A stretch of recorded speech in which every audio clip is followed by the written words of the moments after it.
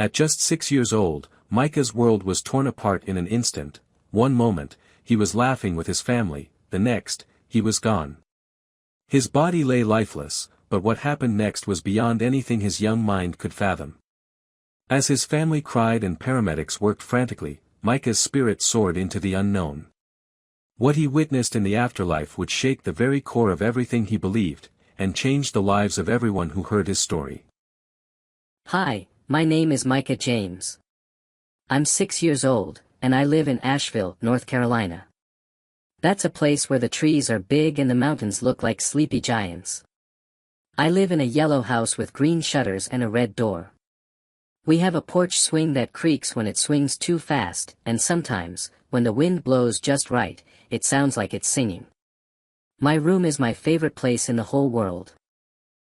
It's got blue walls with star stickers that glow in the dark, and a night light that makes the ceiling look like outer space. My best buddy in the whole world is Tygo, my stuffed tiger.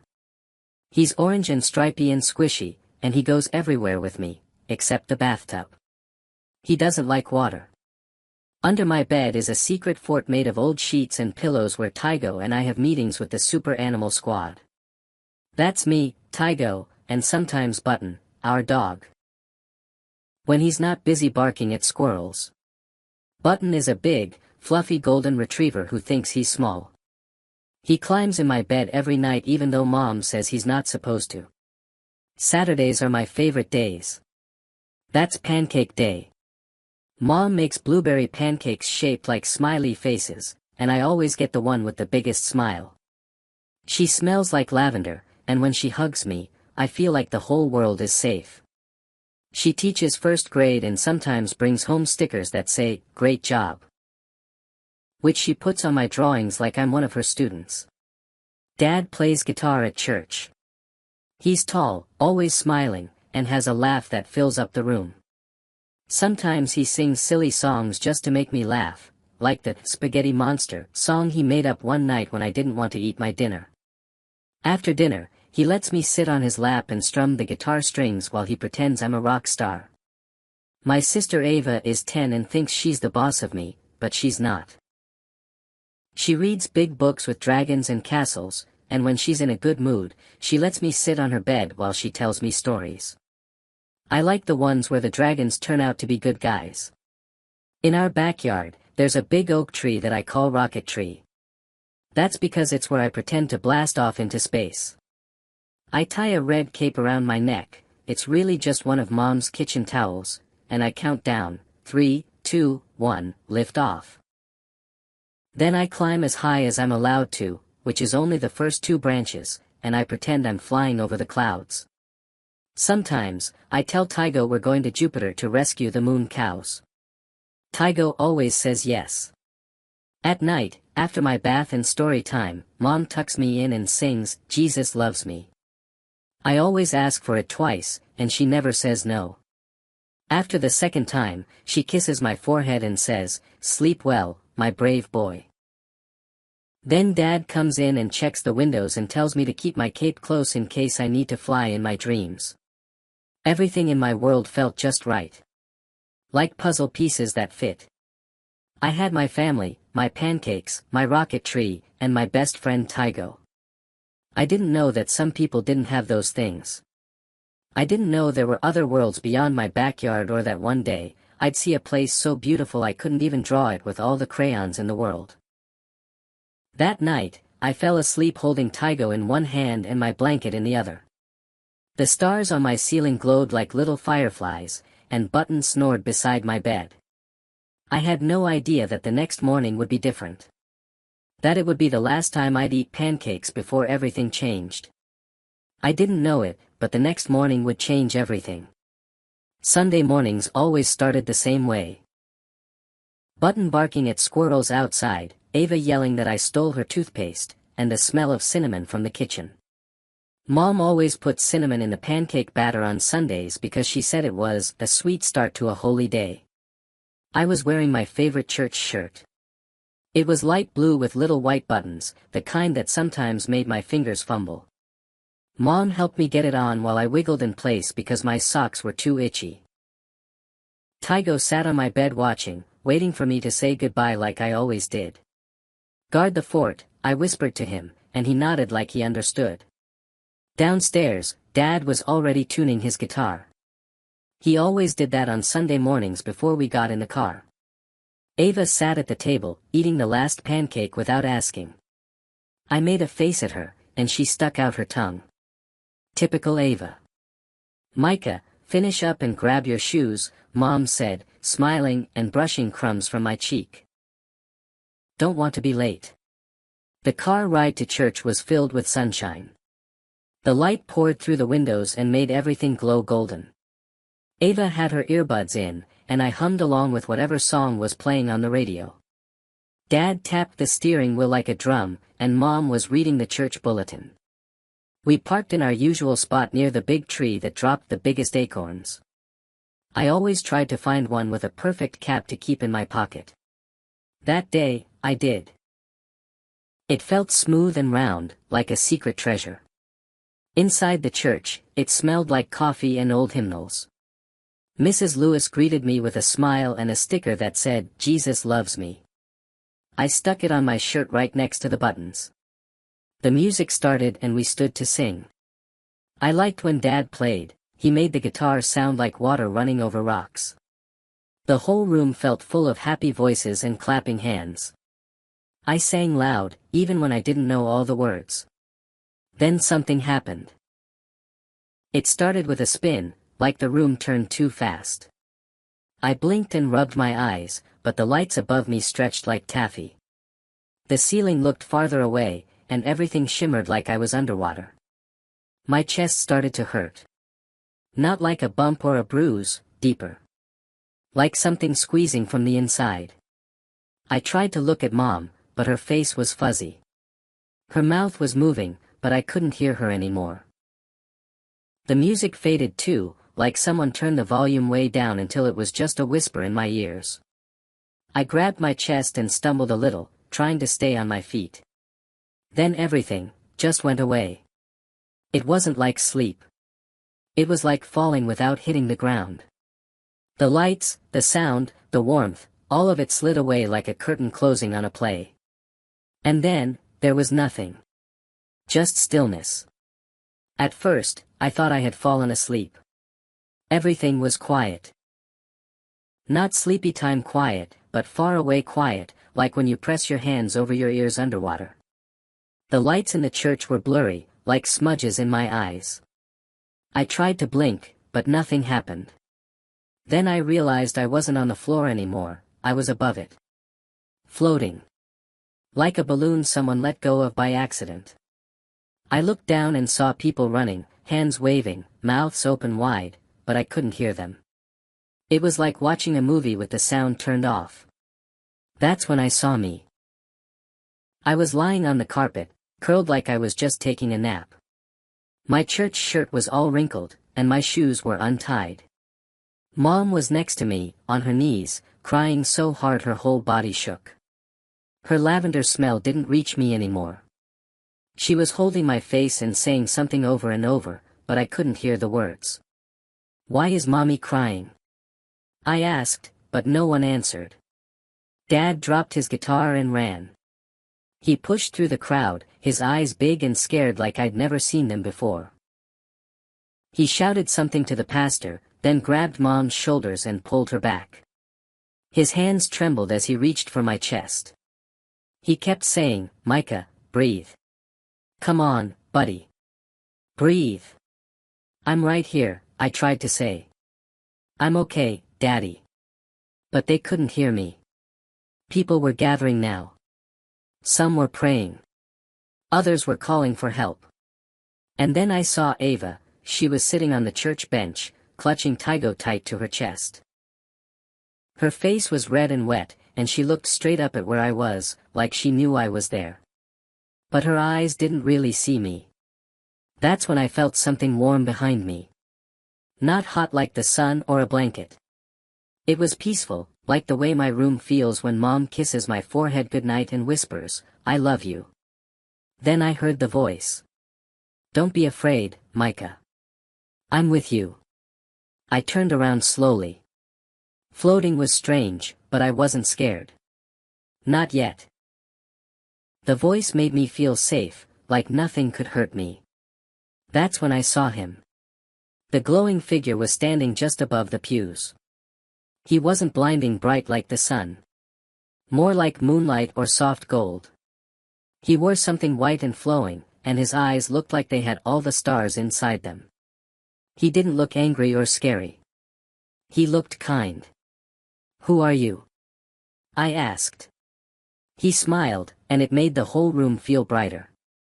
"I'm your angel," he said. "And I've been with you since the day you were born." I looked back down at the scene, Mom, Dad, Ava, and me. "Am I going to die?"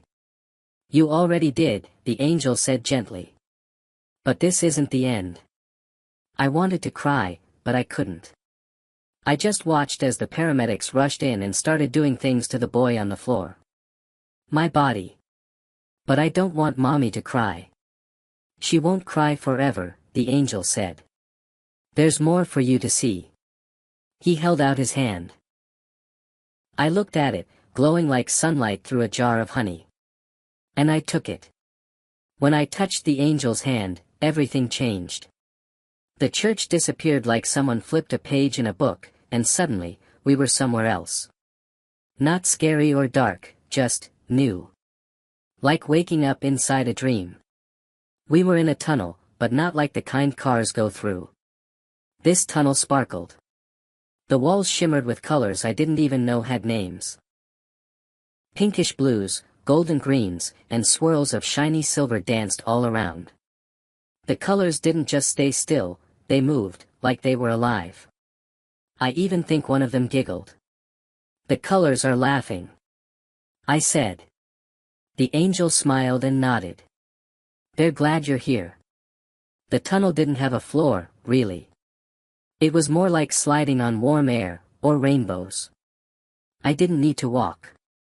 We just moved forward together, faster than flying but softer than falling. It tickled my toes.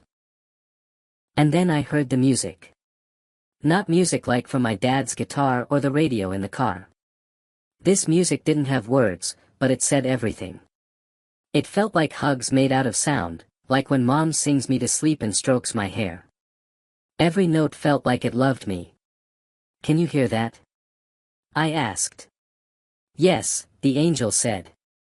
"It's the sound of heaven rejoicing." The songs came from everywhere, the walls, the lights, even the air. I think I heard laughter inside the music too. Not just people laughing. But joy itself. I could feel it in my chest, like my heart was smiling. There were sparkles in the tunnel, little stars that danced when we passed. I reached out, and one landed on my finger. It didn't burn, it hummed, like a tiny bell made of light. "Is this where angels live?" I asked. "Not quite," the angel said, chuckling like a big brother. "This is the path between. The way home." "Home." I looked up at him. "Where's that?" He looked forward, and even though I couldn't see the end of the tunnel, I knew he could. "Where you came from," he said. "Where your spirit always knew it belonged. Where your father is waiting." I didn't understand all of that, but it made my heart feel full. Like I was walking towards something good. Something right. We kept moving, and the colors got brighter, like they were cheering. The songs grew louder too, but not noisy, it was like they knew my name. I heard the music call me Micah, and it felt like someone squeezing me in the best kind of hug. I didn't feel scared anymore. I didn't feel small. I felt known. Like the tunnel wanted me there. Like I mattered. And then the angel whispered, "Almost there." I held his hand tighter. And we kept sliding on the music, toward the brightest light I had ever seen. When we came out of the tunnel, it was like the world opened up and took a deep breath. I was standing in a garden. But not like any garden on earth. Everything looked alive, not just living, alive. The flowers weren't just pretty, they looked at me. Some even smiled. One purple flower with swirly petals leaned in and said, "Hi Micah, in the softest, happiest voice. I blinked and laughed. You know my name. All of heaven knows your name, the angel said, still holding my hand. You were expected. The grass was softer than my blanket at home. It tickled my feet but didn't itch. I saw butterflies the size of my hands, glowing with colors like candlelight and rainbows. They didn't fly away when I reached out. One even landed on my nose, and I giggled so hard I almost fell. There was a river nearby, and it glowed, like it had stars swimming in it. The water made a sound like tiny bells, and I wanted to jump in so badly. Fish swam by, and they looked like they were smiling. Everything here smiled. Birds flew overhead, not scared of anything. Some perched on the angel's shoulder like they were old friends. A lion walked by slowly, and right behind it, a little lamb followed without fear. They were like best buddies on a stroll. The trees were tall, their branches stretched wide like they were praising someone. As I walked under one, I heard it whisper, Micah. Micah, in a voice that felt like wind and warmth. Another tree bent a little lower, as if bowing, and dropped golden leaves at my feet. Do they really know me? I asked. The angel nodded. You are deeply loved here. All of creation rejoices when a child of God comes home. I felt something bubbling up in my chest. Not sadness. Not even happiness. It was peace. Like all the pieces inside me were finally where they were supposed to be. Up ahead, I saw children, so many of them, laughing and playing. Some were chasing butterflies, others playing tag with glowing orbs that floated like balloons. Their laughter wasn't just loud, it sparkled. It filled the whole garden. And it felt like I belonged with them, even though I didn't know their names. One girl ran past me, her feet barely touching the ground. Come play, she called. She had the biggest smile I'd ever seen. Before I could run after her, the angel knelt beside me.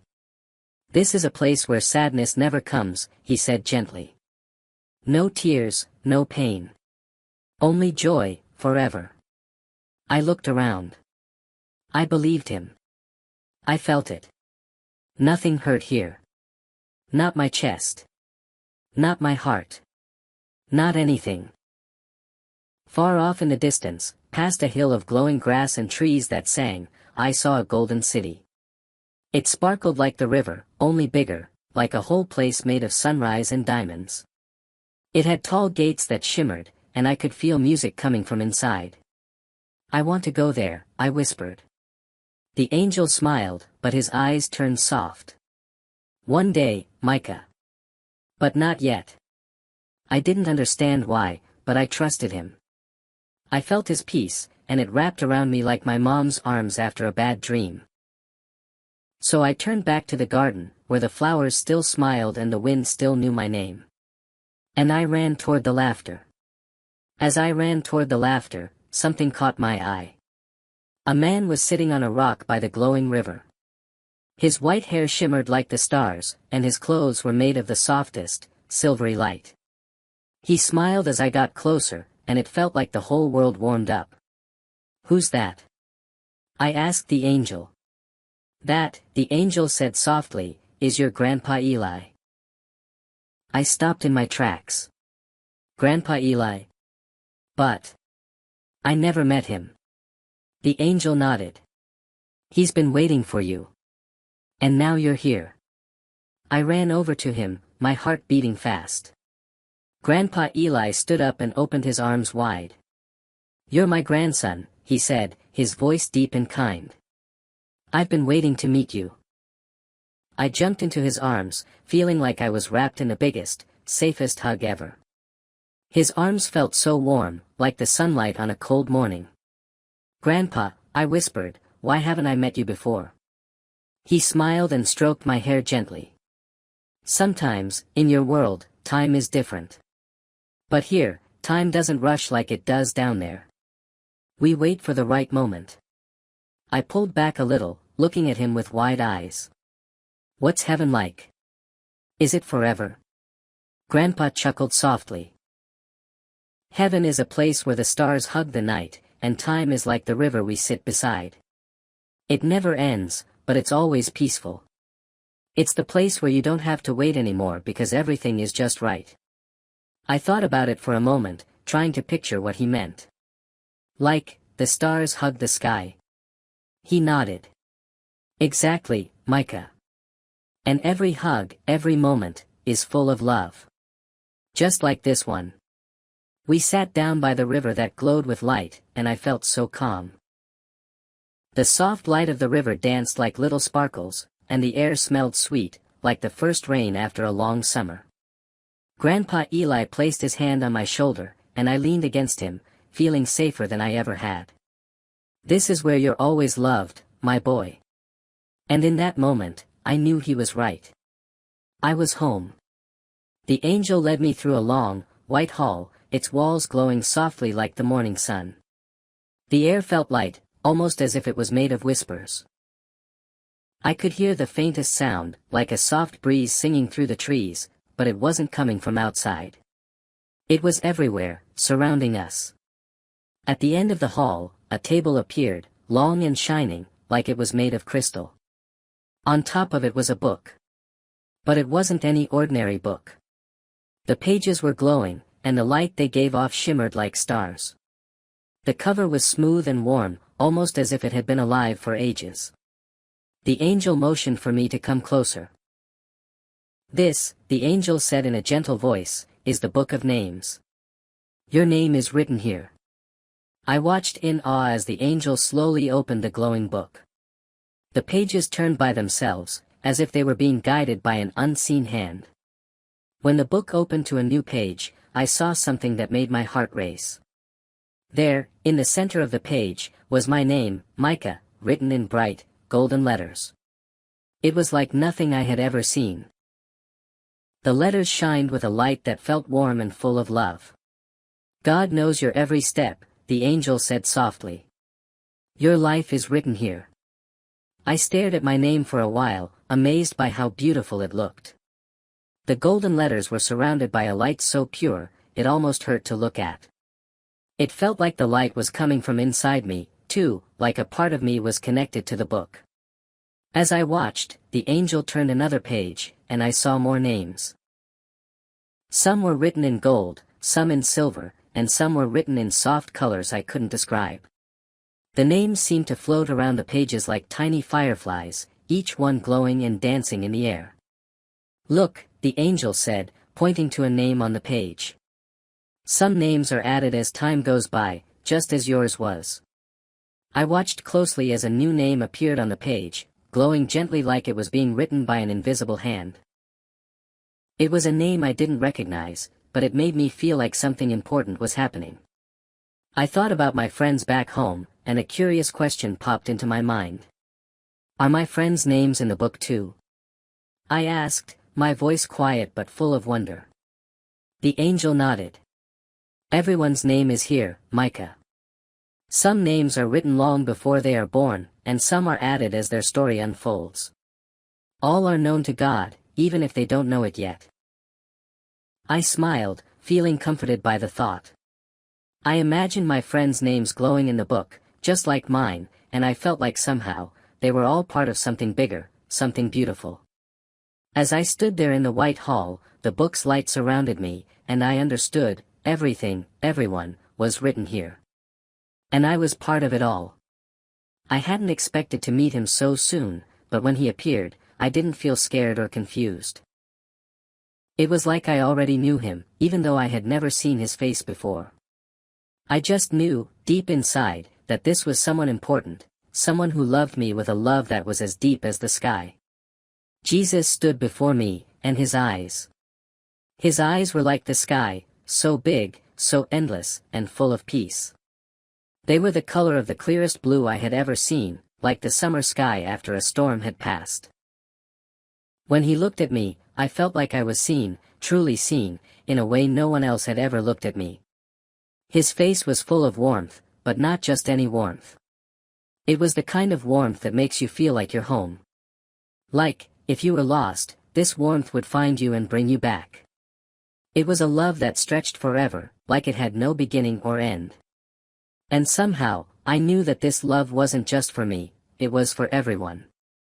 Everyone who had ever lived, and everyone who would. I looked up at him, and before I could say anything, he smiled.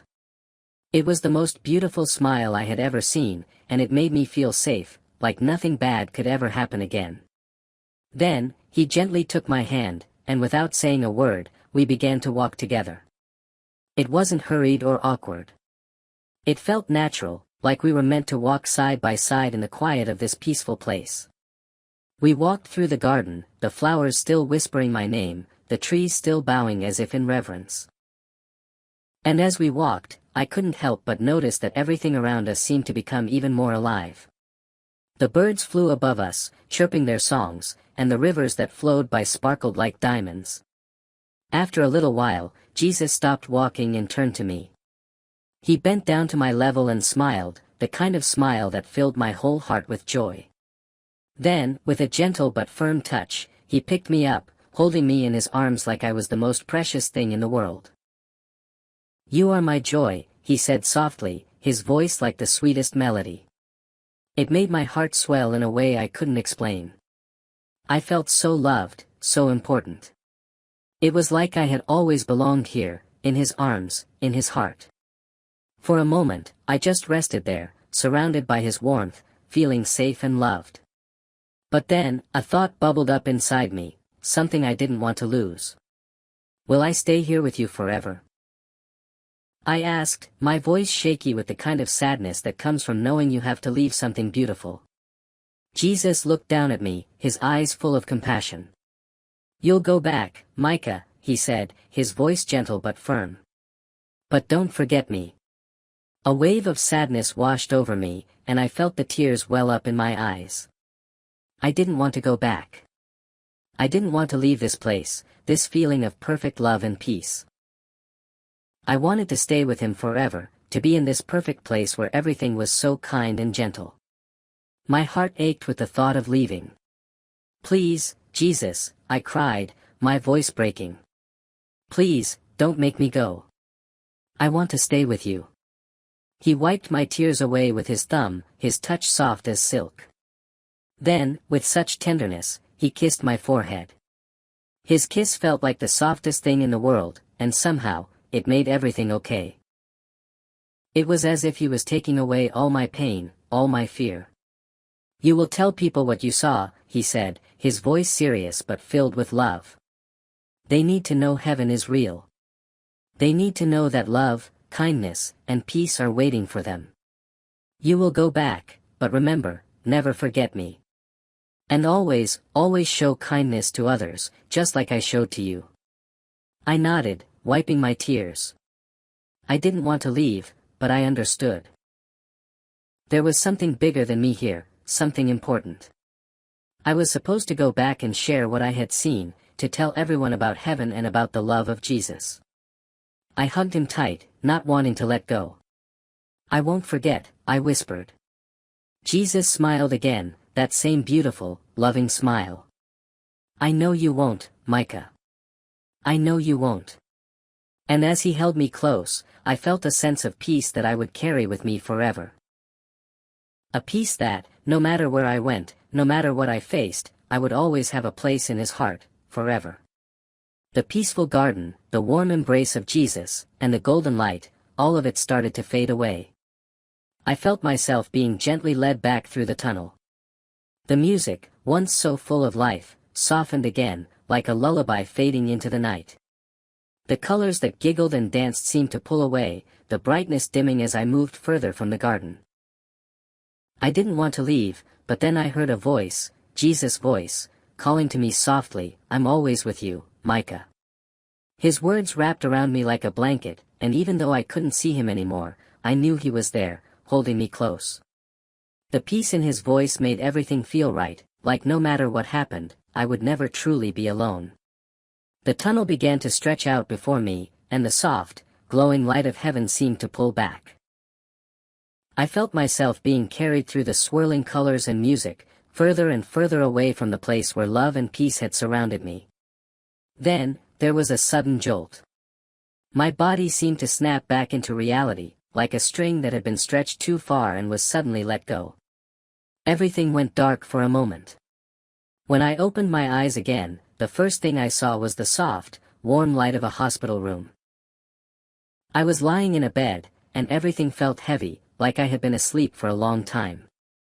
Mom was sitting beside me, her face streaked with tears, but there was a soft smile on her lips. She was holding my hand, squeezing it gently like she couldn't believe I was really there. Dad was sitting on the other side of the room, his guitar in his lap, singing a soft song. His voice was filled with love, the same kind of love I had felt from Jesus. I blinked, unsure if I had imagined everything or if it was real, but one thing was clear: whatever happened, I was back. And I would never forget the love and peace I had found. Micah's journey was just beginning, and as he lay there, surrounded by the sounds of his family's love, he felt the promise Jesus had made: "I'm always with you." When I woke up, everything felt different. I could feel the warmth of the room, the softness of the bed, and the familiar smell of my mom's lavender perfume. But something deep inside me had changed. I had seen heaven. I had met Jesus. And I needed to tell someone. I needed to tell my parents what happened. But the words wouldn't come.